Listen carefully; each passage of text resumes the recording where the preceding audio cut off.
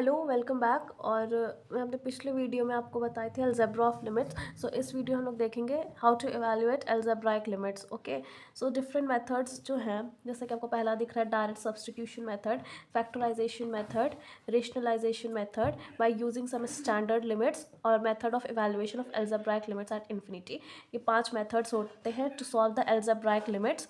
तो हम लोग वन बाय वन सबको देखेंगे। इस वीडियो में आपको डायरेक्ट सब्स्टिट्यूशन मेथड और फैक्टराइजेशन मेथड डिस्कस करूँगी। ओके, सो डायरेक्ट सब्स्टिट्यूशन हम लोग कब लगाते हैं? जब भी हम लोग किसी भी लिमिट को, जैसे दिया हुआ है ना यहाँ पे लिमिट x टेंड्स टू 1, और जो एल्जेब्रा दिया हुआ है, जो पॉलिनॉमियल दिया हुआ है, वो कोई अनडिफाइंड फॉर्म ना बने, तब हम लोग डायरेक्ट सब्स्टिट्यूशन यूज़ करते हैं। जैसे कि मान लीजिए कोई फंक्शन दिया हुआ है f(x) और यहाँ पे आपको लिमिट दी हुई है x टेंडिंग टू a। अगर ये हम लोग यहाँ पे a रखें, हम लिमिट निकालें, लिमिट ऑफ एफ ए, और अगर ये अनडिफाइंड फॉर्म ना बने, ये कोई फाइनाइट आंसर बने, तब हम लोग डायरेक्ट सब्स्टिट्यूशन यूज़ करते हैं। बहुत ही सिंपल होता है। देखिए जैसे कि यहाँ दिया limit x tending to 1 x square plus 4x plus 5। ठीक है, अब आप लोग यहाँ पे x को 1 पुट करिए तो क्या हो जाएगा, 3, 1 का स्क्वायर 1 प्लस 4 प्लस 5। ठीक है, तो अब देखिए यहाँ पे आपने जब इस लिमिट को मतलब x इक्वल टू 1 रखा, तो कोई भी अनडिफाइंड या फिर अनडिफाइंड है, इनडिटर्मिनेट फॉर्म नहीं बना है। अब क्योंकि इनडिटर्मिनेट फॉर्म नहीं बना है, तो हम लोग को यहाँ पे कोई भी मेथड लगाने की ज़रूरत नहीं है लिमिट्स का। आप लोग इसको डायरेक्ट यहाँ पे x इज इक्वल टू 1 रख सकते हैं और आंसर फाइनली आप बता सकते हैं। तो क्या हो जाएगा, 12। ओके, सिमिलरली यहाँ पे लिमिट दी हुई x tending to a, under root X plus under root A upon X plus है। अब यहाँ भी आप x को अगर a सब्सटीट्यूट करेंगे, तो आप देखिए कोई भी इनडिटर्मिनेट फॉर्म नहीं बन रहा है। देखिए यहाँ पे क्या हो जाएगा, जब आप लोग इसको a सब्सटीट्यूट करेंगे तो क्या हो जाएगा, अंडर रूट ए प्लस ए अपॉन ए प्लस ए।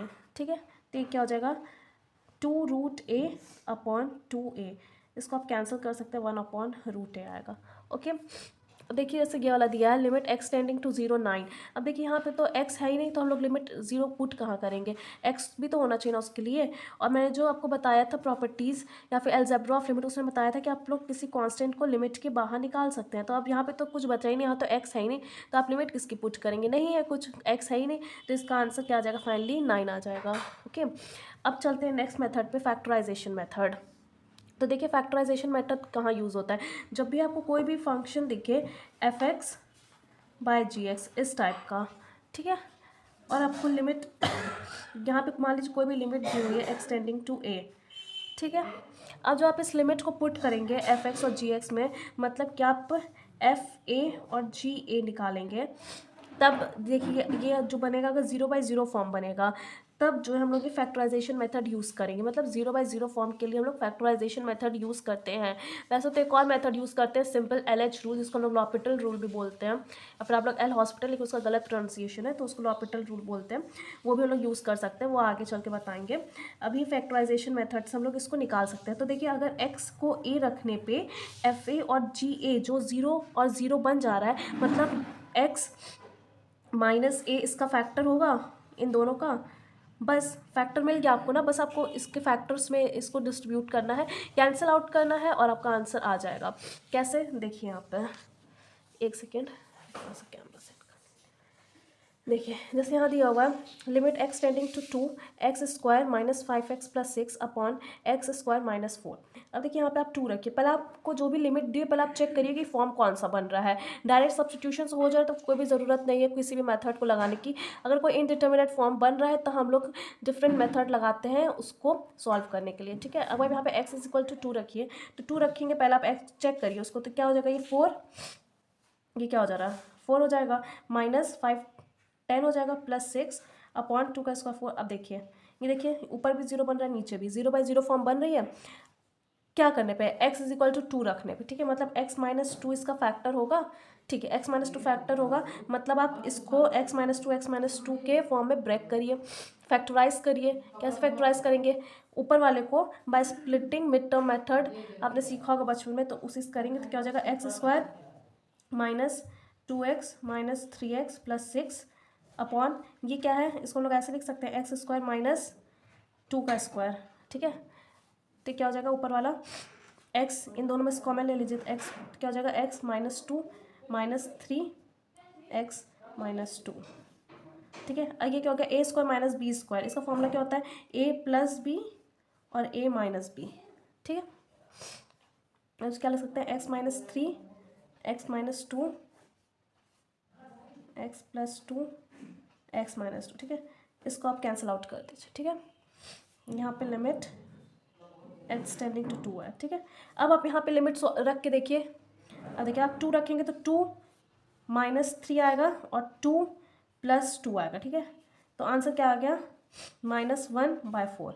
देखिए, आपने जैसे ही इसको फैक्टराइज किया वैसे ही आपका आंसर जो फाइनाइट आने लगा और लिमिट एग्जिस्ट करने लगी। ठीक है, मतलब आपको इसको फैक्टराइज करना है, उसके बाद जो आप लिमिट को पुट करेंगे तो आपका कोई फाइनाइट आंसर आ जाएगा। ओके, जैसे वाला क्वेश्चन देखिए, limit X tending to half 8x³ -1 16x⁴ इसको हम लोग कैसे सॉल्व करेंगे। अब देखिए, पहले आप इसको x = 1/2 यहाँ पे x की जगह रख के देखिए कौन सी फॉर्म बन रही है। फिर आपको फॉर्म चेक करनी पड़ती है, फिर हम लोग डिफरेंट फॉर्म्स के लिए डिफरेंट मेथड्स होता है। जैसे अभी यहाँ पे हम लोग 0/0 फॉर्म के लिए ये यूज़ कर रहे हैं, ∞/∞ के लिए कुछ और यूज़ करेंगे, 0 × ∞ के लिए कुछ और यूज़ करते हैं, 1/∞ के लिए उसको निकालने का कोई और मेथड होता है। सो हर इनडिटर्मिनेट फॉर्म का एक अपना मेथड होता है उसको सॉल्व करेंगे। ठीक है, पहले आप फॉर्म चेक करिए। ठीक है, तो आप x की जगह पे 1/2 रखेंगे तो क्या बनेगा, देखिए 8, 1/2 रखेंगे तो क्या हो जाएगा, 1/8 -1/16। ठीक है, इंटू एक्स, एक्स के यहाँ पे 1/2 है, 1/2 की पावर 4 करेंगे तो क्या हो जाएगा, 1/16 -1। ठीक है, यहाँ 16 कट गया, 8 से 8 कट गया, 1 -1 और यहाँ भी आएगा 1 -1 विच इज़ 0/0। ठीक है, 0/0 फॉर्म बन गई।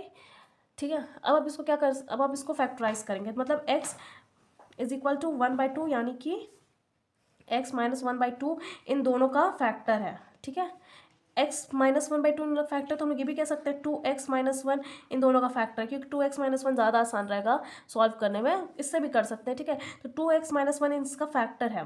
अब आप उसको फैक्टर्स के फॉर्म में आप इसको ब्रेक करिए, इसको फैक्टराइज करिए। तो कैसे इसको फैक्टराइज करेंगे, देखिए 8x³ हम लोग क्या लिख सकते हैं, 2x का क्यूब -1 का क्यूब अपॉन 16 को हम लोग क्या लिख सकते हैं, 4x² का स्क्वायर -1 का स्क्वायर।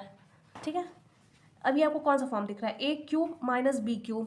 ठीक है, a³ -b³ क्या होता है, a माइनस बी। ठीक है, a² + ab + b² होता है। ठीक है, ये होता है a³ - b³ का ये फॉर्मूला होता है। ठीक है, तो आप इसी को इस फॉर्म में आप ब्रेक करिए तो क्या हो जाएगा, a - b मतलब 2x - 1।